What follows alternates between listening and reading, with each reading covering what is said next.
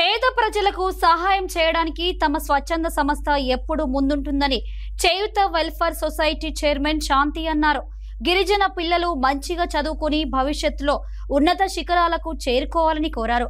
ప్రతి ఒక్కరూ పేద ప్రజలకు తమకు తోచిన సహాయం చేయాలని ఆమె అన్నారు.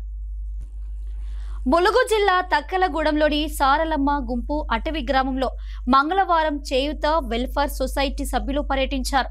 చేయూత వెల్ఫేర్ సొసైటీ చైర్మన్ శాంతి గ్రామంలో పర్యటించి అక్కడి ప్రజల సమస్యలను తెలుసుకున్నారు.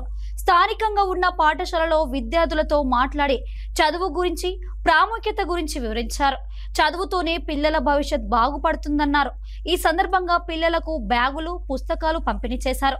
చేయూత సంస్థ ద్వారా అనేక సేవా కార్యక్రమాలు చేపడుతున్నట్లు ఆమె పేర్కొన్నారు.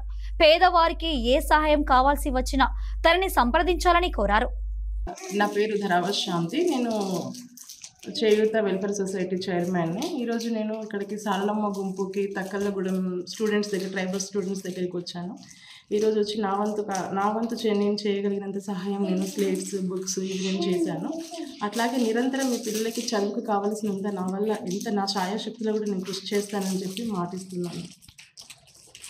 ప్రతి స్కూల్కి కూడా ఇంకో కొన్ని స్కూల్స్కి కూడా వెళ్తాను, వెళ్ళి చూస్తాను. వాళ్ళకి ఇంకా ఏం కావాలో కూడా వాళ్ళ అవసరం నిమిత్తం నేను వాళ్ళకి అందజేస్తానని చెప్పి మాటిస్తున్నాను.